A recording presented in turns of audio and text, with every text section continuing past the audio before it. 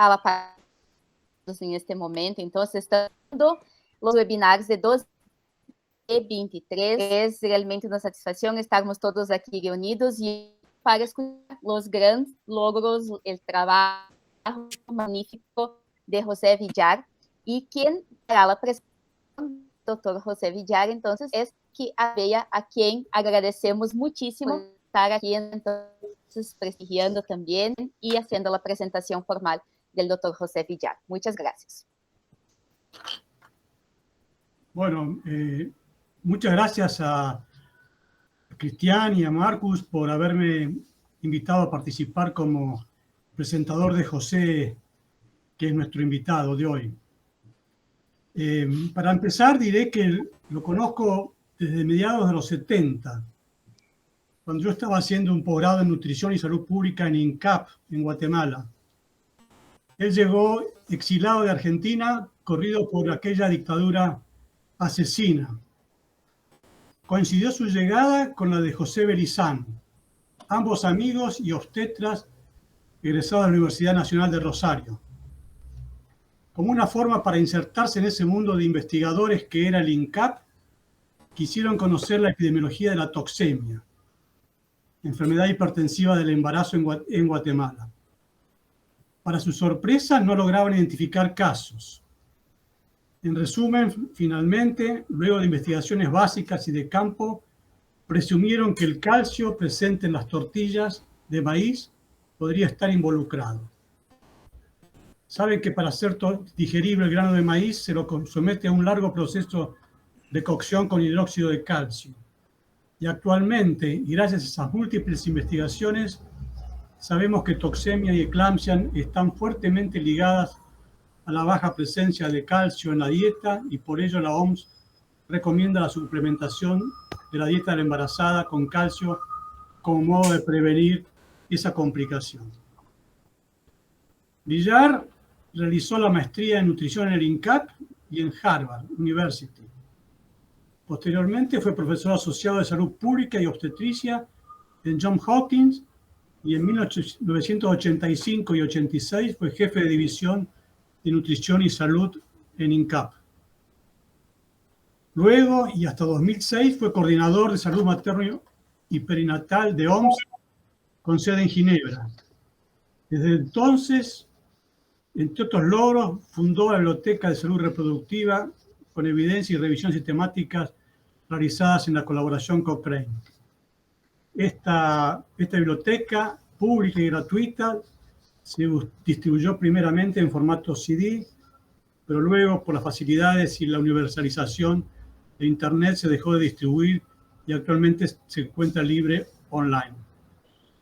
Pero desde 2006, que se fue de Ginebra a Oxford University, donde actualmente es profesor de medicina perinatal, es precisamente desde ahí donde él consolida su proyecto Intergrowth 21st. Este es un proyecto liderado por Villar como investigador principal, como estudio multinacional inmenso que busca describir el crecimiento fetal y postnatal y su relación con la salud, y cuyos resultados, publicados desde 2008, son cientos de papers que consolidan un corpus de conocimiento del crecimiento intrauterino y del niño prematuro y sus fenotipos, que son un hito en la neonatología y perinatología mundial. En la Sociedad Argentina de Pediatría se han adoptado desde 2020 esos estándares que se han publicado como un artículo en la revista de la Sociedad. Durante la pandemia de COVID, publicó en JAMA Pediatrics un estudio de cohorte multicéntrico con la participación de instituciones de Argentina, Brasil y México por América Latina y otros países del mundo, señalando el riesgo de mayor morbimortalidad materna y de complicaciones neonatales con COVID que sin él, generando un cambio en la conducta médica hasta ese entonces. Hace poco más de un mes, la Academia Nacional de Medicina de Argentina lo designó como miembro correspondiente nacional residente en el extranjero, a propuesta de Miguel Arguía, que falleció al día siguiente. No a consecuencia del nombramiento, por supuesto. Villar fue nombrado por sus contribuciones en perinatología, particularmente las que derivan el proyecto Intergrowth 21st y sus ramificaciones, por supuesto. Desde los tiempos que lo conozco a Villar, siempre ha estado preocupado por el crecimiento intrauterino, la prematurez y el crecimiento postnatal. Así que más que médico obstetra, me parece que le correspondería ser un verdadero perinatólogo. Es innegable que esta meritoria trayectoria es porque, además de su capacidad de trabajo, idoneidad y liderazgo, Villar sabe plantearse preguntas relevantes para promover la salud. Entonces, José, vayamos a tu conferencia de fenotipos. Bueno, muchas gracias, Enrique, muchas gracias a todos. No los puedo ver, pero veo que, o veía que había un grupo innumerable de conocidos y amigos y colegas, así que saludos personales y cariñosos a todos y a todas. Cuando la doctora me contactó, pensé que esta era mi gran oportunidad de presentarle los resultados de esta investigación que terminamos durante el 2023, así que son datos nuevos, no publicados, porque este grupo verdaderamente puede ser una caja de resonancias extraordinaria y tener retroalimentación de acuerdo de estos datos. También Enrique, y verlo a Noel Solomon ahí, me recuerda a los años formativos y que el INCA fue verdaderamente mi lugar de aprendizaje, ¿no? Y también en este grupo me resulta más aún muy placentero estar con ustedes, porque me acuerdo de un viaje que hice a Sicilia con David Barker, y que tardamos no sé cuánto en llegar de Palermo hasta el lugar donde íbamos, que era en medio de la isla, un lugar como una cuestión, un convento, ¿no? Que había unos religiosos y eso, y en ese viaje tardamos como 6 o 7 horas, me contó toda la historia y sus ideas y la forma que pensaba, así que tuve la gran suerte que al principio de la parte media de su desarrollo de David, me contó en ese accidentado viaje. Así que me siento, espero, como si estuviera en casa, porque tengo, por toda esta serie de razones. Lo que le quería mostrar es, bueno, solamente para resumir un minuto,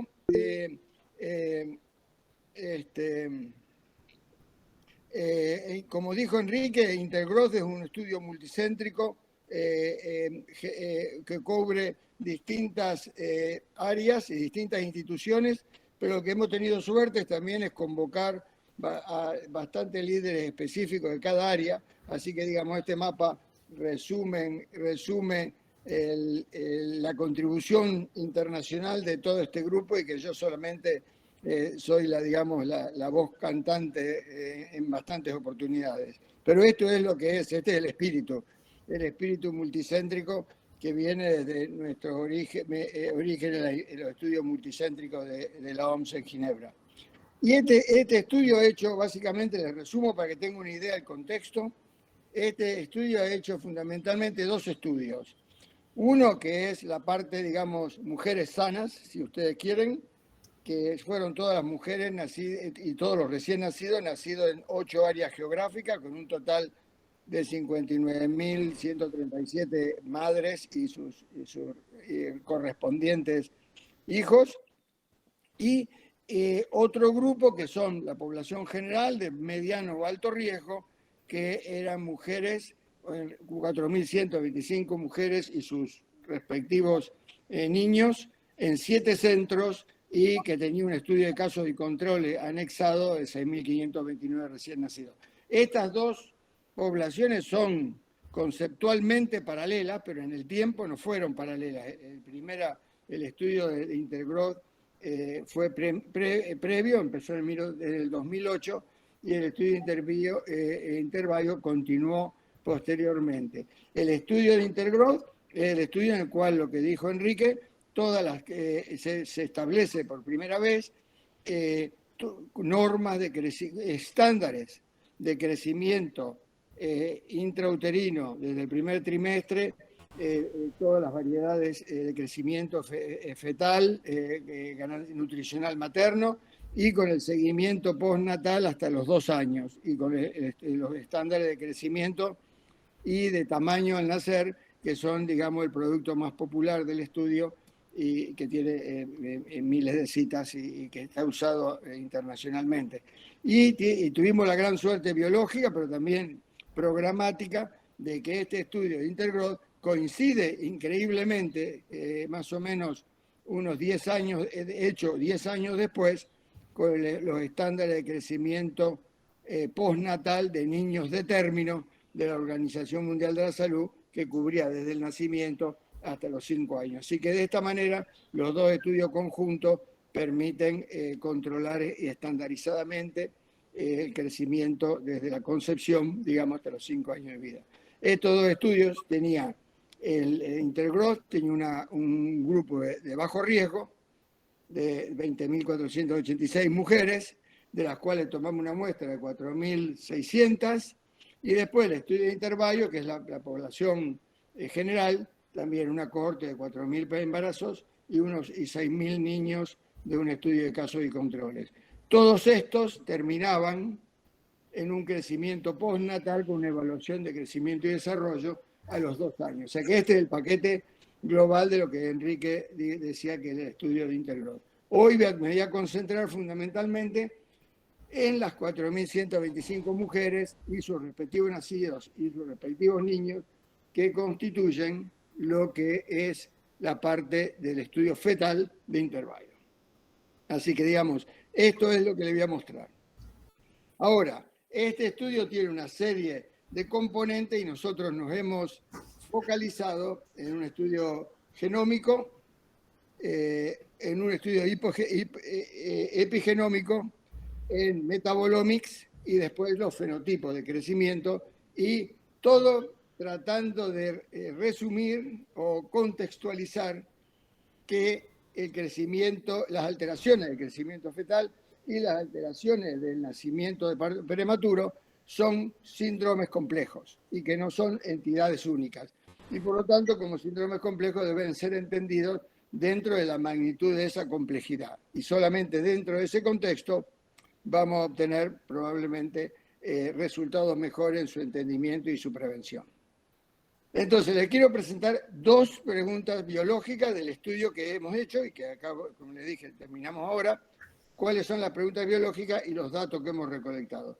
La primera de las 2 preguntas biológicas de la presentación de hoy es si el crecimiento fetal y el tamaño cerebral del feto produce trayectorias de crecimiento y de crecimiento fetal y de crecimiento postnatal y desarrollo neurológico que llegan hasta el punto de 2 años de vida, que es donde nosotros evaluamos. Así que una pregunta más relevante para este grupo de Doha, por eso que me dio mucha alegría poder compartirla con ustedes, porque va directamente al concepto de la organización de ustedes. Ahora, en la parte conceptual primera de los patrones de crecimiento, por cualquiera de ustedes que esté curioso, y de los patrones de crecimiento fetal, está publicada en Nature Medicine en el 2021 y esta es la referencia. Pero en resumen, lo que logramos establecer en forma sumaria en el crecimiento fetal, esto es la edad gestacional en la parte de las X, y el C-score para crecimiento de perímetro cefálico del feto a través de la gestación. Y hemos, como método sumario, más o menos identificado 5 patrones de crecimiento. Un patrón de crecimiento que va más o menos alrededor del C-score 0, y después 2 patrones de crecimiento, en el cual el crecimiento del perímetro cefálico desciende, y 2 patrones de crecimiento en el cual más o menos uno que asciende tempranamente y otro que asciende más tempranamente en su velocidad de crecimiento. O sea que esto es data driven, pero es lo que sería en forma esquemática 5 alternativas de crecimiento de crecimiento de perímetro cefálico.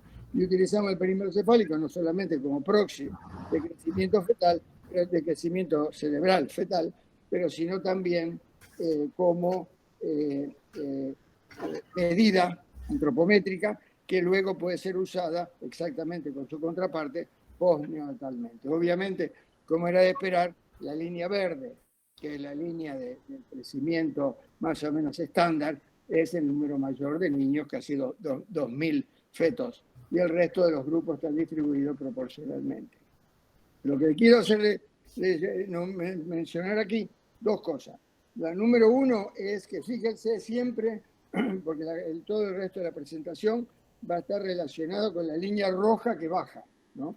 O sea que esa curva roja que baja es lo que le llamamos early faltering growth, y son los fetos que tienen una velocidad de crecimiento del perímetro cefálico disminuida comparado con el resto de los otros grupos. El punto interesante de esto es que este fenómeno ocurre en la ventana de tiempo entre 20 y 25 semanas. O sea que es ahí, en ese momento, donde pareciera ser que la acción es más activa en ese periodo entre 20 y 25 semanas, donde la velocidad de crecimiento ósea, y en el caso de este perímetro cefálico, es más activa, y donde ahí se establecen las diferencias o la diversificación de estos patrones de crecimiento. Y ahora, la pregunta es si esto, y esa es la pregunta que les hice, si esto se representa en fenotipos de crecimiento que siguen posteriormente. Entonces, la otra cosa que hemos tenido suerte este año es que esta curva roja que les marco aquí, esta curva o todas las otras, pero esta curva de disminución de la velocidad de crecimiento del perímetro cefálico o las otras, hemos tenido la suerte que tecnológicamente ahora es posible de calcular por un programa relativamente complejo de Machine Learning, reestructurar o recomponer las estructuras cerebrales del feto que fueron obtenidas con ultrasonido tridimensional durante el embarazo.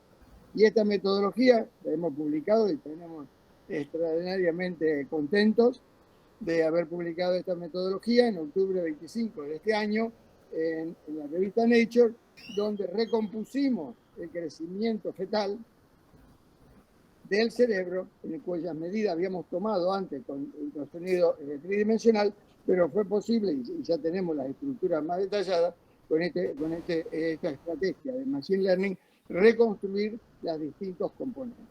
O sea que de esta manera podemos refinar nuestros fenotipos de crecimiento fetal.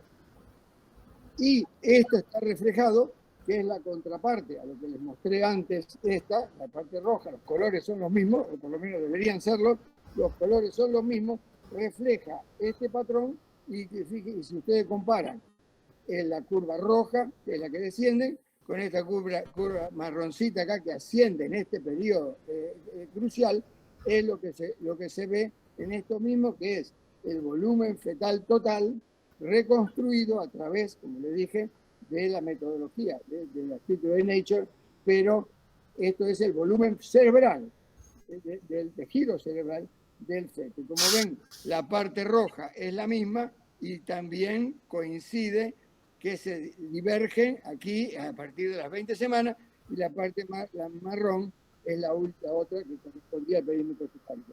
Lo que quiere decir que una cosa que era obvia, que ya lo sabíamos, pero que nos permite ahora trabajar con el verdadero tamaño cerebral, el volumen cerebral, que el perímetro cefálico fetal y postnatal es un buen medida proxy del volumen cerebral, pero también es bueno haberlo corroborado y ahora ya poder trabajar directamente con las estructuras cerebrales. El otro patrón es que sí, este proceso, esto es lo mismo, la gestacional abajo y arriba C-score de los índices de transferencia sanguínea a través del cordón umbilical de la madre al feto. Como pueden ver, el grupo rojo, que les mostraba anteriormente, es el grupo que tiene más resistencia a la transferencia sanguínea nutricional y de oxígeno de la madre al feto. O sea que la declinación en el crecimiento del volumen fetal y cerebral y del perímetro cefálico está acompañado de una contraparte en este síndrome de un aumento de la resistencia que, si ustedes ven a la semana 24, está casi ya un desvío estándar por encima del promedio del resto de toda la población. O sea que hay una gran resistencia, un aumento de la resistencia de la transferencia sanguínea a través del cordón umbilical. Le quiero mencionar aquí, por el tema de los estándares, que los estándares Intergrowth, además de sus características especiales de su forma de construcción, son un instrumento extremadamente útil porque permiten transformar todas las medidas de crecimiento desde la concepción hasta los 5 años o hasta los 2 años, en el caso de Intergrowth puramente, de todas las medidas antropométricas a C-score, los C-score de todas estas medidas, y transformar esa medida de manera que podemos usar C-score de cualquier medida antropométrica como una medida continua y no tener que estar ajustando por sexo o ajustando por distintas variables, distintos grupos de comparación. O sea que básicamente mide con todo igual. Y esta diapositiva es lo mismo. Acá abajo la edad fetal, nacimiento, 1 año, 2 años. Las curvas son las mismas curvas fetales, pero esto es postnenatal, empezando acá en nacimiento, y los colores son los mismos, el rojo.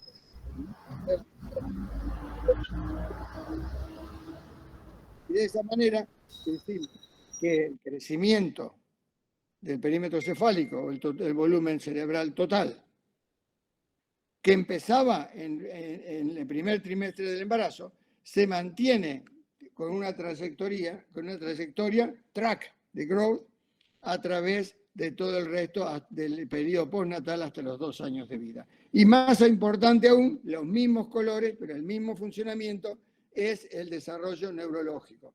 En la primera acá a la izquierda es cognitivo, el rojo siempre está por debajo, el lenguaje también por debajo, un aumento de la reactividad emocional, whatever that means, pero una alteración en ese nivel, el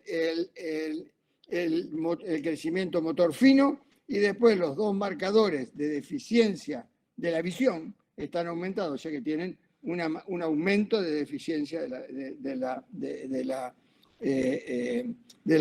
la visión en estos niños que tenían el early faltering growth, o sea, los rojos que iban para abajo. O sea, para abajo, temprano en el embarazo, a los 2 años se siguen marcando en forma sistemática el crecimiento y los distintos domains de desarrollo neurológico. O sea que podemos concluir que estamos en presencia de un fenómeno que continúa a través del tiempo a partir de que ya se manifestaba en esa ventana de las 20 a 25 semanas.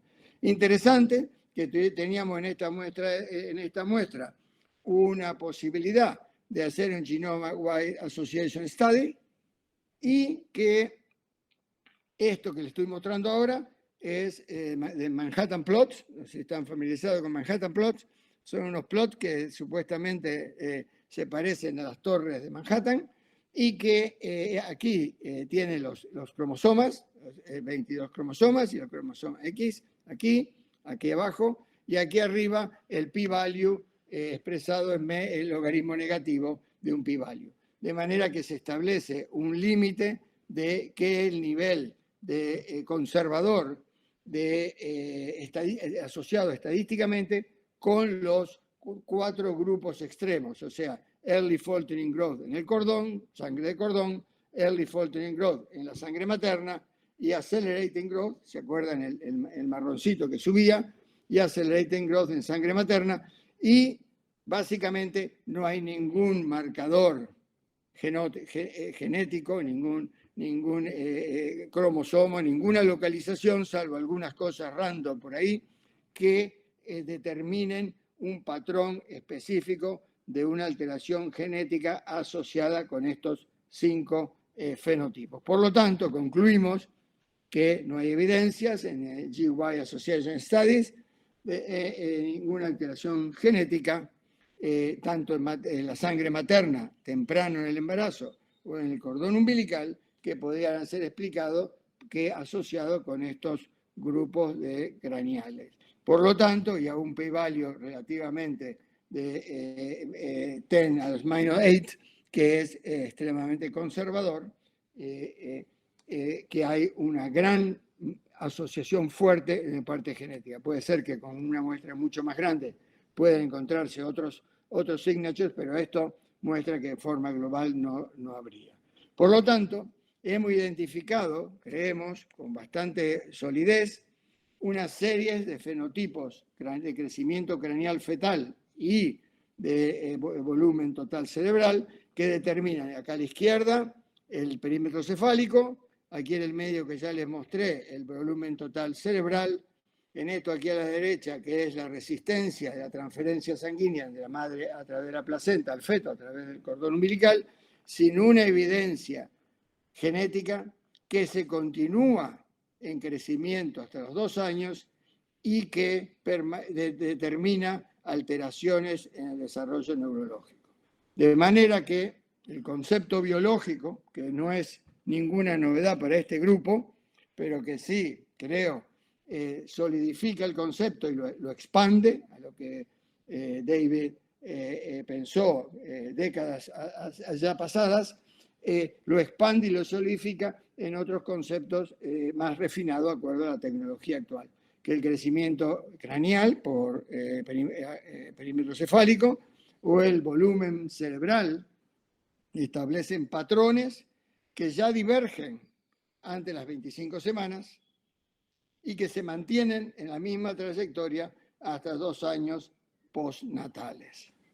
Y que además este patrón de divergencia a partir de las 25 semanas tienen una influencia limitada desde el punto de vista genética, las variantes genéticas. De esta manera termina, digamos, la primera parte de la historia que les quería mencionar. Ahora, la segunda parte, en el segundo parte, ahora, la segunda pregunta biológica. Y la segunda pregunta biológica que nos hicimos y que estamos tratando todavía de descifrar, y cualquier comentario y sugerencia está más que bienvenida, es cuáles son los patrones metabolómicos en la sangre materna, alrededor, en el promedio de 16 semanas de gestación, y en el cordón umbilical al nacer del recién nacido, cuáles son los patrones metabólicos, fundamentalmente metabolomics, que están asociados con la trayectoria de crecimiento craneal y de volumen cerebral, que permitiría de alguna manera explicar el proceso y quizás identificar algunas alternativas de prevención y de tratamiento. Digamos, la segunda pregunta es, ¿por qué pasan esos fenotipos? Para hacer la historia más corta. Y la respuesta está tratada de basar en análisis metabolómicos, ¿no?, basados en análisis de mass spec de 2 patrones: sangre materna menos las 16 semanas de gestación, o sea, previo a la ventana de divergencia de las estructuras de crecimiento cerebral, y en la sangre del cordón. La primera cosa que encontramos, estos son volcano plots, no sé si están familiarizados con los volcano plots, pero aquí abajo son los odds ratios, y en las Y, de nuevo, el p-value más significativo, con una línea horizontal que determina el p-value mínimo que considerábamos que era que ameritaba poder ser analizados cada uno de estos, y cada uno de estos puntitos rojos son signatures en el mass spec. De manera que, y estos son los 5 grupos que les mencioné antes, el que estaba rojo, ¿no?, late median growth estaba verde, este estaba verde, y estos dos son los que aceleraban y uno que iba para atrás. Pero el primer efecto biológico simple, sin ningún análisis exótico, es que el único grupo que tiene una actividad metabólica intensa con múltiples signatures a un p-value muy conservador, menos 8, que es el único que tiene una actividad metabólica intensa que se puedan detectar metabolitos que estábamos dispuestos a explorar. Los otros no tienen prácticamente ninguna actividad intensa por encima de cutoff point, pero lo más extraordinario es que el median growth, que es el verde que iba por el medio, tiene una actividad metabólica no mínima, porque obviamente tiene una actividad metabólica intensa, pero formateada, perfecta, sin grandes outliers y sin grandes valores por encima de cutoff point. O sea que es claramente, por lo menos en nuestra idea, un total patrón distinto metabólica entre este grupo, que tiene todos estos signatures aquí, ya sea asociados negativamente o down-regulated, que es lo que están a la izquierda de la línea vertical de puntos, o a la derecha, que son up. Está apagado, doctor.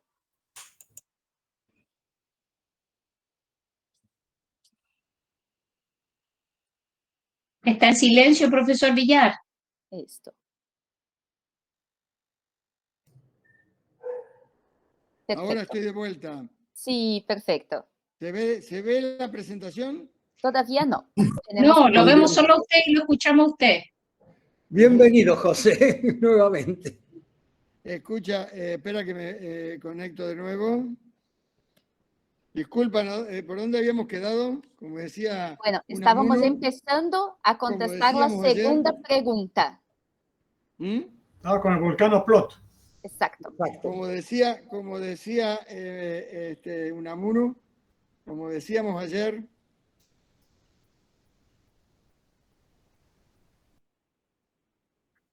¿Cómo colocar la presentación? Vamos a ver. Ahora voy.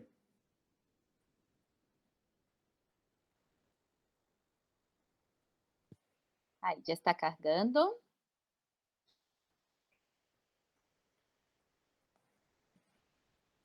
Muy bien, ya vemos tu pantalla. Ahora ya puedes ir a la presentación. ¿Ahí? ¿Ya me ven? Vemos la Muy presentación. bien. Puedes Bueno. ponerle en modo presentación. Ahí Sí, abajo, esto. Perfecto. Perfecto. Bueno, entonces, estos son los volcanoplots, que son obvio donde está la actividad metabólica. Ustedes saben que el tema de cada uno de estos puntos son signatures en el espectrómetro, y lo más interesante, bueno, no lo más interesante, lo más deprimente es que el reporte es un reporte de masa por la carga, ¿no? Básicamente. Ahora, de pasar del valor de la masa por la carga a la sustancia que sea, cada una de estas cositas cuesta dinero. ¿Cuál es la identificación? Siempre y cuando no estén en alguno de los diccionarios internacionales disponibles. Lo cual le quiero decir que obviamente no podemos analizar cada uno de estos signatures, entonces empezamos de arriba para abajo hasta que básicamente, como en un taxi, se termina el dinero. Y por lo tanto tenemos un número determinado nada más de analizar. Pero la pregunta fundamental es, dado que no había ninguna actividad o mínima actividad enzimática por encima de o metabolómica por encima de este punto, empezamos a bajar de aquí para arriba para determinar cuál es la sustancia en plasma materno. Y es lo que encontramos es lo siguiente. No presten mucha atención a los números verdaderos, porque como ya les digo, el número de signature que se puede caracterizar depende de cuánto uno busca, ¿no? Si busca más, encuentra más. Pero básicamente lo que encontramos es que en la madre, esta es la madre, antes de las 16 semanas de embarazo, solamente en el grupo que es Early Faltering Growth, encontramos una gran presencia. Estos números son números relativos comparado con todo el pool que hicimos, o sea que lo que importa más que nada es el patrón, ¿no? ¿Qué encontramos? Un número relativamente mayor de fosfatidilcolinas, PCs, fosfatidilcolinas canónicas, un pequeño grupo de fosfatidilcolina oxidada y lo que normalmente uno esperaría, un pequeño también número de fosfatidiletanolominas con muy pocas 5 milinas. Ahora, en lo esperado, digamos, la proporción esperada era al revés. Lo que uno normalmente espera en estas, espera en los tejidos donde se ha estudiado, no en la sangre materna de 16 semanas, pero lo que se espera en los tejidos donde se ha estudiado, una pequeña proporción de fosfatidilcolinas canónicas y un mayor pico de fosfatidiletarolamina, que es la que más constituye, sobre todo tejidos nerviosos, y también esfingomielinas. Nosotros lo encontramos en una versión opuesta. Independiente de la magnitud o de los números que encontremos, pensamos que es una separación o una disrupción de la proporción de estos fosfolípidos, fundamentalmente en una dirección de las fosfatidilcolinas canónicas y una disminución de las fosfatidiletanolominas y de las esfingomielinas. La otra cosa que buscamos es cuál de las subclases de lípidos, en el plasma materno en menos de 16 semanas estaban más asociados con el grupo de Early Faltering Growth. Acuérdense del grupo rojo, ese que bajaba y descendía temprano en el embarazo. Y de nuevo, lo que encontramos es un gran porcentaje, una gran proporción de marcadores de fosfolípidos, pero esos fosfolípidos, ester fosfolípidos, y una parte menor proporcionalmente de plasma halógeno. Pero lo que normalmente uno, por lo menos en teoría, o por lo menos es lo que nosotros pensamos encontrar, es la otra al revés.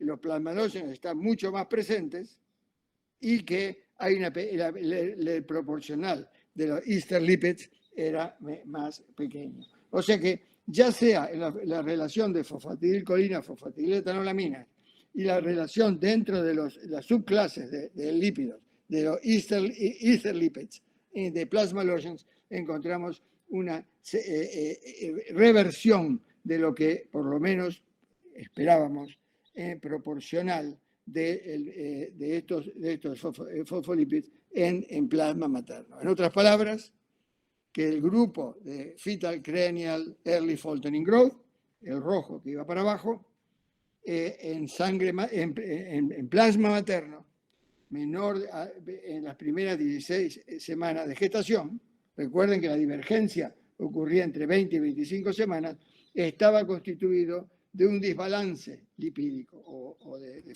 fosfolípidos, en el cual había una preponderancia de fosfatidilcolinas canónicas, especies fosfatidilcolinas, en lugar de fosfatidiletanolominas o esfingomielinas.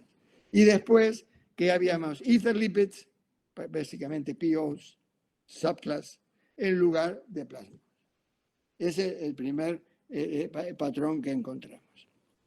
La próxima que buscamos es también comparando, este es el mismo volcano plot de antes, buscamos comparando este grupo de Early Faltering Growth, buscando fosfatidilcolinas oxidadas. Y esto lo comparamos y está aquí. Estos son especies lipídicas maternas que se superponen entre el Early Faltering Growth craneal, el grupo rojo que iba para abajo, el grupo de fetos que tenían el abdominal circumference de una vida fetal que iba para abajo también. O sea, dos marcadores de Early Faltering Growth, cerebral o craneal y abdominal, que fundamentalmente en el feto es el hígado.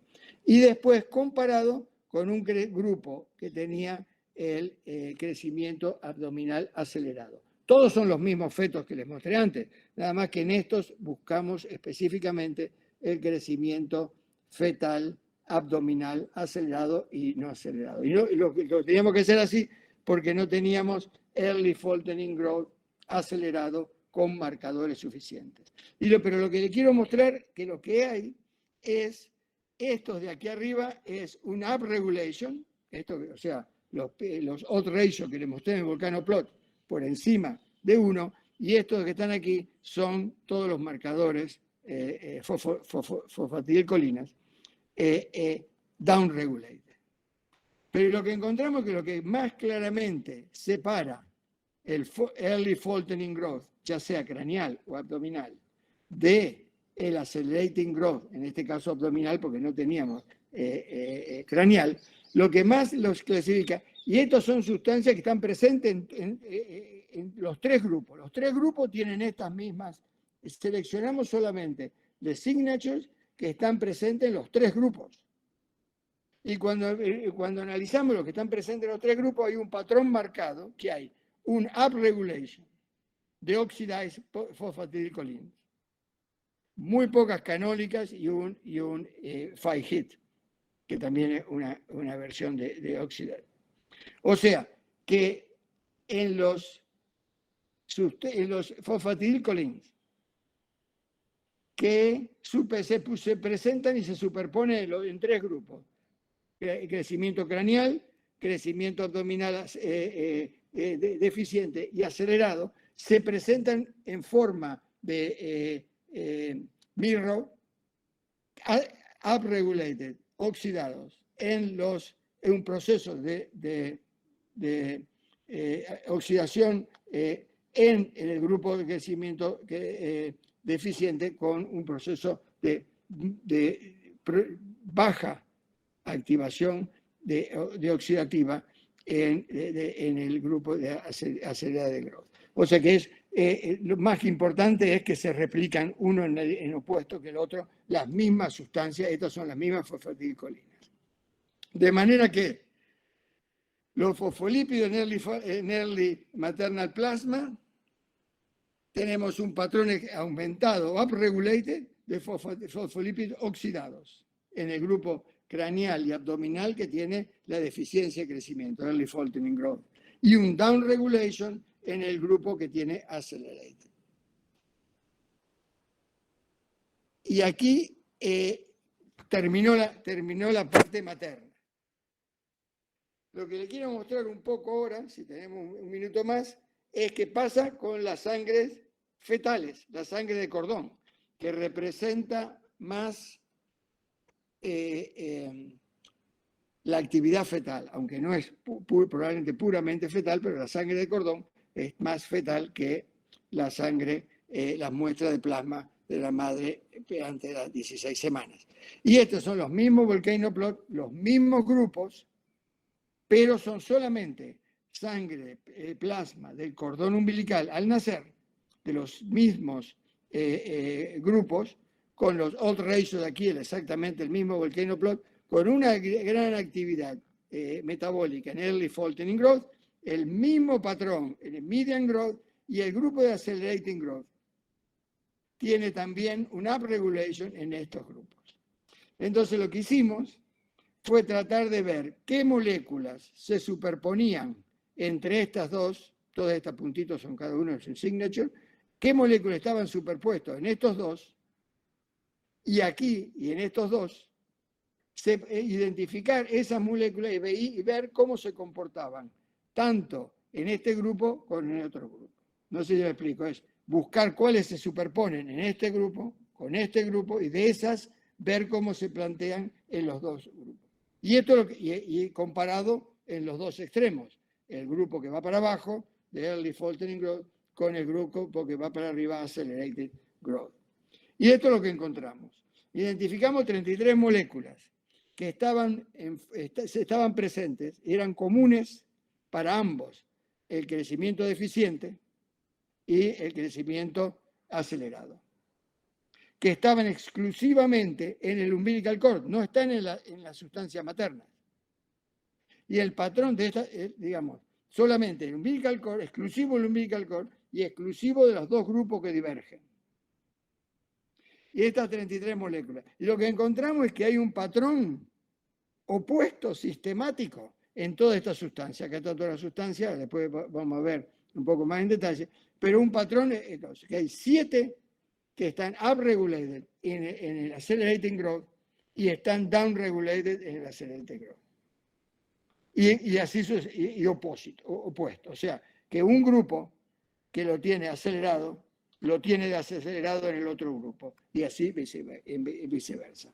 De manera que hay como un proceso biológico, eso es lo que estamos tratando, y me gustaría conocer las ideas de ustedes, es lo que tratamos de identificar, que hay procesos comunes en el crecimiento fetal que se hace downregulate o upregulate, depende de cuál es la sustancia o cuál es la molécula, y esas se comportan opuestamente si el feto tiene un proceso de early faltering growth o de accelerating growth. Estas son de accelerating growth y este es early faltering growth. Y tienen un proceso de recíproco, esa es la palabra, recíproco con estas mismas moléculas. Solamente hemos podido identificar algunas de ellas, cuáles eran, ahora se las voy a darle una pequeña muestra, pero básicamente ese es el concepto. Y cuando lo vemos, encontramos que había una serie de factores que estaban downregulated en early faltering growth y upregulated en el grupo contrario. O sea que había hormonas o marcadores de crecimiento, no quiero ir, durante toda la fórmula o la sustancia, había una disminución de antiinflamatorios, había una mayor oxidación beta, que coincide con lo que tenía la madre, y había algunos marcadores de posibles tóxicos exógenos. De manera que el early faltering growth está asociado con una disminución de marcadores de crecimiento, lo cual es obvio, una disminución de antiinflamatorios, o sea, como que el feto no se puede defender, un aumento de la oxidación, que ya habíamos visto, intracelular, y también una serie de factores exógenos que estamos en el proceso de identificarlo exactamente cuáles eran.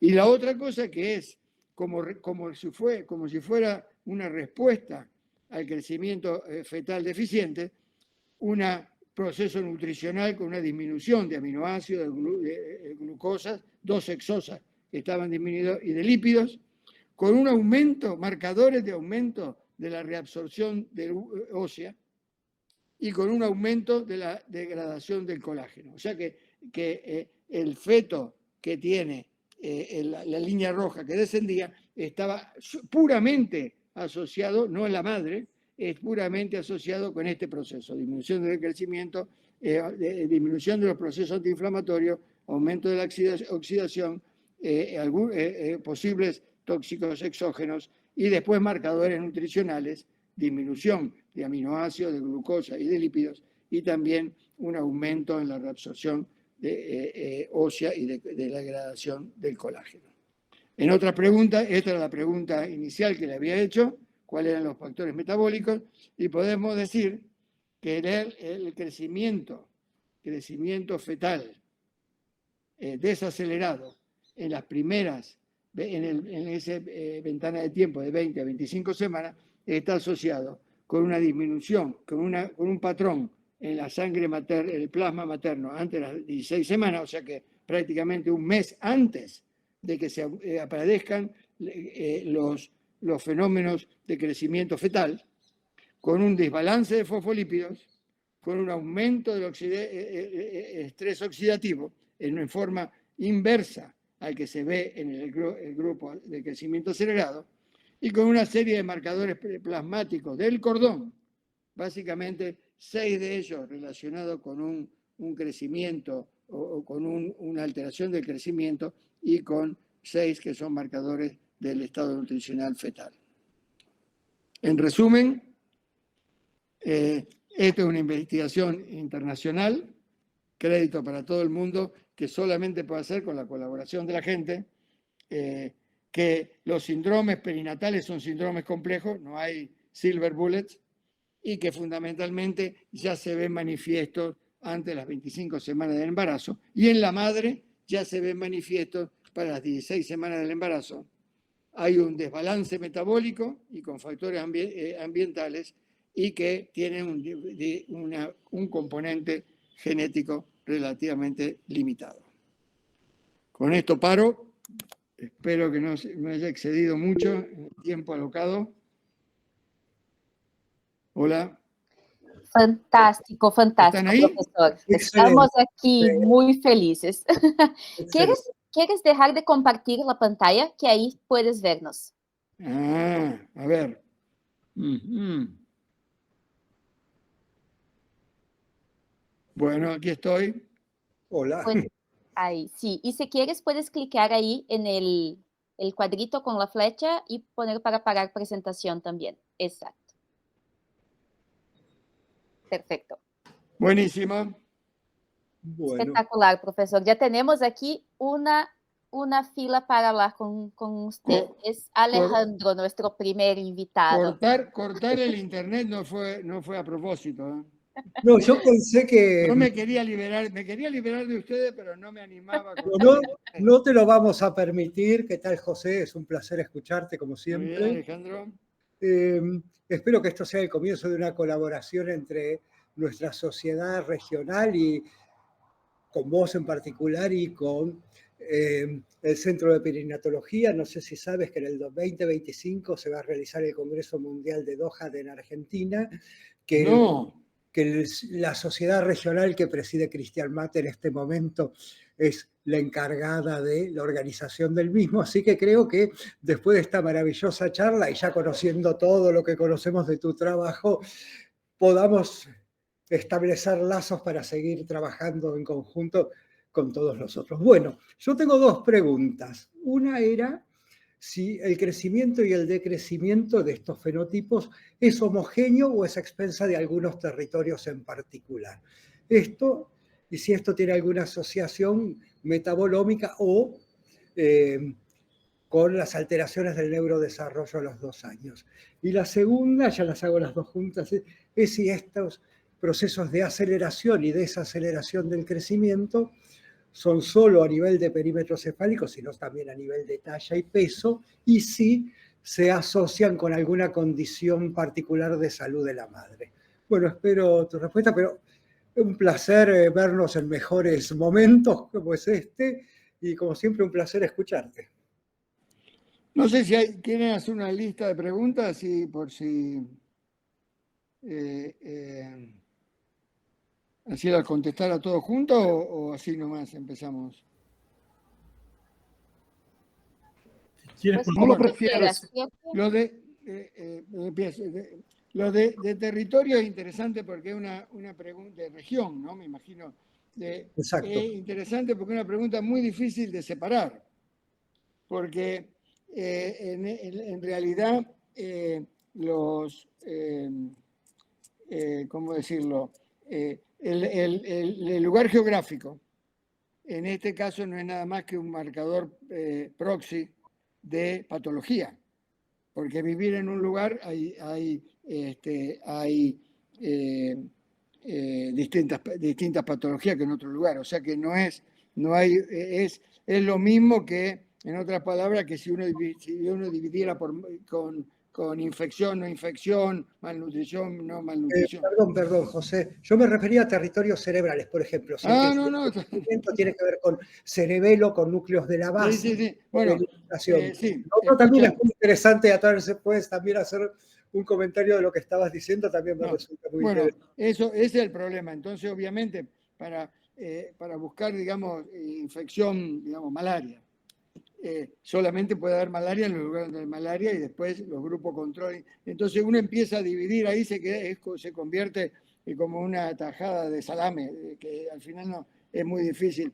Entonces tratamos de hacer digamos, controlar un poco por el lugar geográfico y eso, pero tampoco mucho, porque el momento que empieza a controlar, controla por etiología, ¿no? Ahora, territorios cerebrales, sí, eso es lo que estamos ahora, porque en esta reconstrucción de la medida de ultrasonido tridimensional de Machine Learning podemos reconstruir cualquier estructura cerebral. Solamente hemos analizado volumen cerebral para esta población, digamos, hemos analizado para esta población anormal volumen cerebral.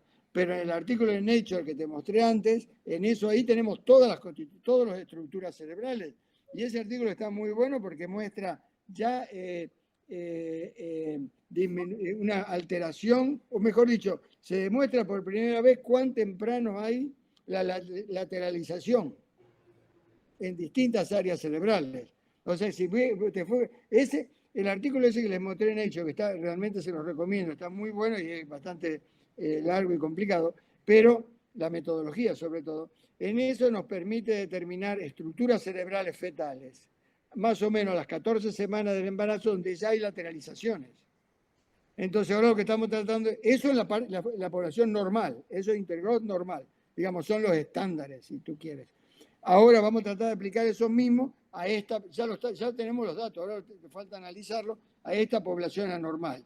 Lo único que hicimos Total Brain Volume porque era más fácil y más fácil de entender y tampoco era cuestión de empezar a buscar cualquier estructura, pero sí tenemos las estructuras cerebrales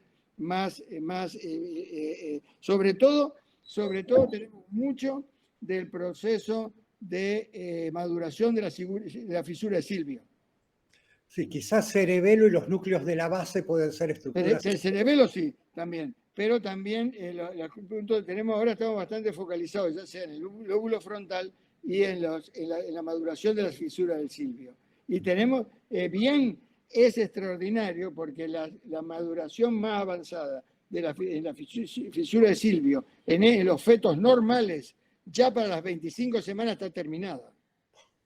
En fetos normales de esta población que están en ese artículo de Nature y que son normales a los 2 años, porque hay cualquier cantidad de embriología sobre el desarrollo cerebral, pero no hay mucha bibliografía de una población de casi 4.000 fetos cuyos niños eran normales a los 2 años. Esos son, digamos, es lo más cercano que puede, pero la maduración está casi terminada a las 25 semanas. O sea que es como que algo clave sucede en esa ventana. Obviamente tiene un gran margen, ¿no? Pero... y sí hay patología específica de la madre, sí. En estos, el asunto es, bueno, esto es una cuestión también conceptual. Las madres estas tienen distintas patologías. Y entonces, lo que nosotros tratamos de conceptualizarlo es porque, y después esas distintas patologías están asociadas con nivel socioeconómico, con lugar de atención prenatal y todas esas cosas, ¿no? Aunque todas estas mujeres empezaban control prenatal en el primer trimestre. Pero ahora, el asunto es que lo que tratamos de tratar de separar ahora es si cualquier patología que produce relacionado con la alteración de crecimiento fetal o que eventualmente va a producir una alteración de crecimiento fetal, si esas tienen un canal común. Digamos, si una patología que va a afectar el crecimiento fetal, preeclampsia o malnutrición o lo que sea, o smoking, el mecanismo puede ser distinto. La transferencia, oxígeno, puede ser, pero que al final de cuentas la madre y el feto van a reaccionar en una manera similar. Esa es la hipótesis. Pero claro, estas mujeres tienen múltiples patologías. Y que las patologías están claramente separadas del grupo normal. Eso es claro. El grupo normal tiene menos fumar, menos alcohol, mejor malnutrición y todas esas cosas. ¿El tema estrés también se evaluó? ¿De qué? ¿El tema de estrés materno durante la gestación fue evaluado? No. Muy bueno, muchas gracias. Veo, mientras se piensa en la próxima pregunta, si terminamos, que veo a Pancho Mardones. Pancho, hijo, tu papá fue responsable directo de mi llegada fue responsable directo de mi llegada a Guatemala, al INCAP primero, y fue una cosa trágica para él, llevarme a mí, porque antes de yo llegar vino el terremoto. Bueno, felicitaciones, Pepe, muy bien todo lo que estás haciendo, qué bonito. Así que casi terminamos ahí, bueno, pero de todos modos, todo está responsable cuando el padre de Pancho era representante de salud materno de la OPS en Buenos Aires. Gracias. Así que, Pepe, Bueno, Enrique, por favor. Sí, yo tenía una pregunta, Pepe. Bueno, muy interesante. A mí lo que más me entusiasma es ver cómo un síndrome tan complejo como puede ser la prematurez, el crecimiento en la prematurez, se pueda desglosar en diferentes fenotipos. Y que esos fenotipos no tengan correspondencia genética, pero sí la tenga metabolómica, con lo cual la implicancia en la epigenética es muy importante. Me parece que uno de los próximos pasos podrá ser identificar la patogenia de esa metabolómica, como para poder pensar incluso intervenciones de prevención o de, por lo menos de algún tipo de prevención secundaria o terciaria. Y Los datos, yo te digo, los datos epigenéticos ya los casi tenemos. Es como todo esto, sacar de los laboratorios estos análisis es un problema siempre complicado, pero y aparte de pagar, pero ya los vamos a tener. porque al mismo tiempo eso permite definir, que es lo que a vos también te interesa, políticas públicas de prevención, ¿no? Sí, claro, sí. Yo estaba pensando justamente en este punto que Enrique llamó tu atención ahora, porque la betaína está disminuida. Sí. Y en las madres la fosfatidilcolina está aumentada. Y por el metabolismo de la colina, a betaína, y como donadora de grupamentos metil, aparte del ácido fólico, la betaína también es un importante donador de metil. Y esa es la correlación con los datos epigenéticos que no nos contaste, pero ya dejamos aquí la invitación para 2025, como dice Alejandro. 2025 ya podemos hablar sobre fechas, Marcos, que es el presidente que puede liberar las fechas. Bueno, sí, Save sí, the sí, date. sí. Por favor, salven las fechas que del 7 al 10 de septiembre 2025 vamos a tener el 13º Congreso Mundial de la Sociedad Dohad Internacional en Buenos Aires, de modo que, doctor José Villar, desde ahora es un gusto para nosotros si pueden juntarse a nosotros y tenerlo como un key speaker para esta conferencia, por cierto. Sería un gusto, un honor tenerte en Buenos Aires en este Congreso Dohad, que aunque envasado en Buenos Aires va a representar en verdad toda la comunidad Doha de América Latina. Entonces, para nosotros va a ser un honor tenerlo con nosotros y lo hablo en nombre de los 3 copresidentes de este Congreso, yo, el doctor Alejandro Dinirzay, que está acá, y la doctora Alicia Mota también. Entonces, muchas gracias por esta espectacular clase que nos dio en esta tarde. Muchas gracias. Bueno, muchas gracias y acepto. Espero, es un incentivo para estar vivo hasta el 2025, así que está bueno. Y espero que la Argentina exista todavía por en esa época, porque hoy particularmente hay una tarde muy agitada, parece ser, me dijeron. Así que, bueno, ahí estamos. Muchas gracias. Buenísimo. Estamos confiantes. Hasta 2025 ya estaremos más tranquilos, tenemos confianza. ¿Sí, Ale?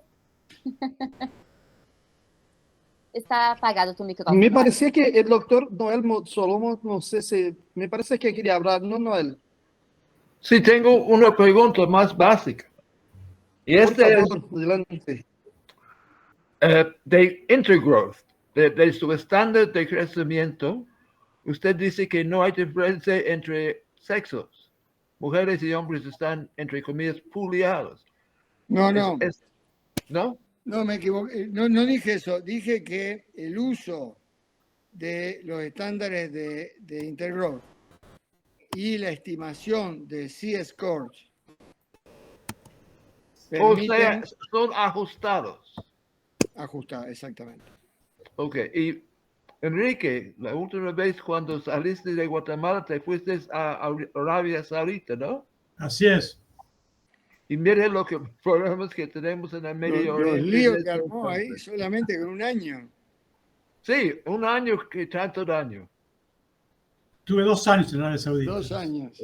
77 al 79. Bueno, lo dejó en una situación terrible. Adiós, mucho gusto de verte, Pepe. No, Noel, un placer. Y Pancho, y Enrique, y toda la historia Igual. sudamericana de Guatemala. Escuche, casualmente, no te vayas, Noel, casualmente ayer estuve por Zoom en una reunión, no sé si Enrique estuvo, una reunión en la Sociedad Argentina de Pediatría, en Zoom que hicieron en homenaje a la muerte de Miguel Larguía. Y había una gente de nutrición que empezó a hablar del trabajo y el aporte que hizo Alejandro O'Donnell al grupo de cuando volvió, al grupo de Miguel y de la Sardá y todo eso. Yo me mataba de risa porque me acordaba mucho de Alejandro, de cuando estábamos en Guatemala, de Araya y de Fernando Viteri, ¿te acuerdas? En el INCAP. Y yo le decía, bueno, que no él era mi maestro y yo lo protegía, que no se fuera muy ok Corral. Y los tipos se mataban de risa. Ya no existe más. ¿No existe más ok Corral? Y tú eres mi estudiante y luego tú eres mi jefe cuando se fue Fernando. Cuando se fue Fernando, yo era el jefe de Noel. También. Esa es la parte nefasta de mi carrera, la trato de borrar. Araya, O'Donnell y Viteri no están más.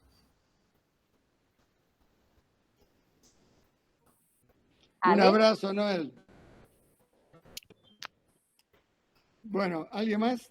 Perdón por esta historia, No. pero No, por 40 años que no lo veía Noel. Hay que recordar, exactamente. Bueno, si no no tenemos pasa más nada. preguntas, Puede hacerle Bueno, después de recordar hay que empezar a crear y a proyectar nuevas cosas, así que con la invitación de Marcus, de Cris, de todos los que formamos parte de este congreso, luego de estos meses de canícula estival tendríamos que empezar a buscar líneas de colaboración y de trabajo en conjunto. cuando quieran, y también la red de Intergrowth está abierta permanentemente, como decía, en el estudio de COVID participaron en Buenos Aires la maternidad Sardá, pero también otros hospitales y en Brasil también. Así que cuando aparece algo así activo, inmediatamente... Sí. Lo haremos. Por Sí, favor. quiero recordar que en Sardá participaron 2 neonatólogos e investigadores de gran calidad científica y personal, como son el doctor Nieto y la doctora Soto Conti, ¿no? Así que siempre me ayudan. Buenísimo. A tener en cuenta en el campo de la nutrición neonatal y el crecimiento.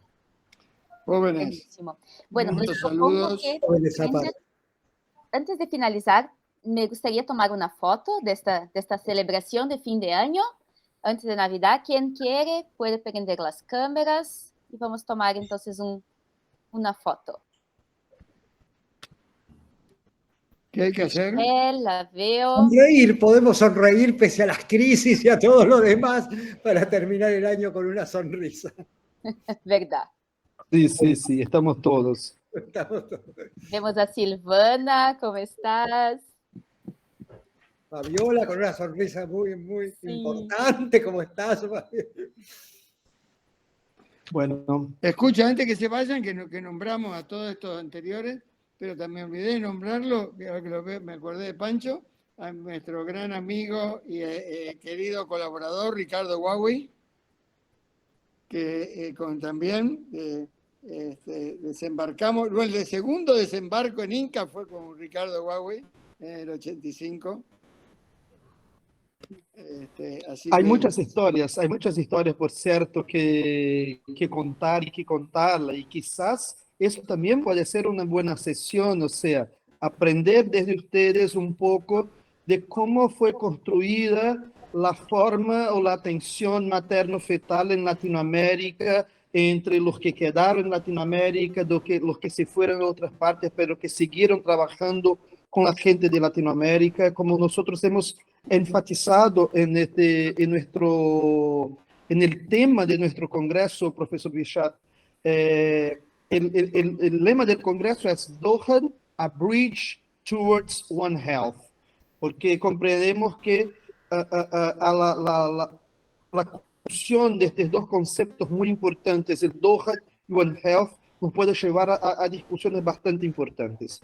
Y en estas características, comprender un poco la historia, tener un trazo histórico, una charla, una mesa redonda que pueda hablar un poco de salud materno-fetal, el desarrollo de salud materno-fetal en Latinoamérica en los últimos 40, 50 años, me parece que puede ser también una idea muy buena y una posibilidad muy excitante para este congreso igual. Esa es una idea, esa es solamente una idea, pero me parece porque la profesora Fabiola Suano, que acá está con nosotros y que está encargada de una serie de programas y de actividades en el congreso, especialmente para acercar los clínicos, los epidemiólogos y todo más, me parece que ese tipo de propuesta puede resultar bastante interesante, Fabiola. Entonces, anotar. Te recomiendo para acercar los clínicos, te recomiendo en Brasil, de parte materno-fetal, la directora o presidenta de la subcomisión de la Sociedad Brasilera de Pediatría de Neonatología, Albertina Rego, que conoce a todos los pediatras y neonatólogos de Brasil. Puede ser una estrategia. Albertina es fenomenal, está en Belo Horizonte y conoce a todos los neonatólogos y todos los pediatras y todos la respetan, y ha sido profesora de todos los pediatras de Brasil, no sé cómo hizo, pero es fenomenal, extraordinaria, y ella es la más fácil para juntar con la clínica. Sí, buenísimo. sí. Anotado. Marcus, te comento que en el Congreso Latinoamericano de la Sociedad Latinoamericana de Nutrición del año 2000, que se hizo en Buenos Aires, esto que se estaba comentando de la historia se consolidó con una publicación. Esa la coordinó Alejandro Donner, y que sería muy importante porque una de las cosas que nos pasa a nosotros en América Latina es que perdemos la propia historia de nuestro trabajo, porque solamente tenemos ojos para mirar hacia afuera, pero no exactamente la trayectoria interna. Así que sería una excelente propuesta la que estaban haciendo. Sí, eso lo veo y coincido con tu comentario, Enrique, por cierto. Bueno, tenemos 18 meses para pensar esto todo, estamos trabajando bastante. Las doctoras Gloria Sabanero de México y Alicia Mota de Argentina están trabajando bastante, y en las próximas semanas van a empezar a invitar a muchos de ustedes para componer el comité científico, la comisión científica de asesora del Congreso, y las ideas, las propuestas, las sugerencias que tengan para todos, por cierto, serán muy bienvenidas. Entonces, de mi parte, de la organización del Congreso, me despido y deseo a ustedes una feliz Navidad, muy buenas y felices fiestas, que el año nuevo sea un año de nuevas posibilidades, de sorpresas buenas para todos nosotros, que las cosas se acalmen un poco por todas las partes, especialmente, obviamente, en Argentina. Y bien, y paso la palabra a nuestra presidenta de la Sociedad Regional para Latinoamérica, profesora Cristian. Por favor, Cris, adelante. Entonces, para finalizar este año de 2023, creo que tuvimos aquí un ejemplo de cómo la colaboración científica es importante, ¿no? Todo el mundo ahí integrado, colaborando, y qué trabajo espectacular realmente, doctor José Villar, están construyendo. Muchísimas gracias por tu presentación, por toda la afectividad también que se muestra aquí en este webinar, ¿no? Fue un encuentro de amigos, se ve así. Entonces, muchas gracias a todos. Enrique, también por tu presentación muy afectiva y recordando la historia. Bueno, felicidades a todos, feliz Navidad, y nos vemos otra vez en 2024 con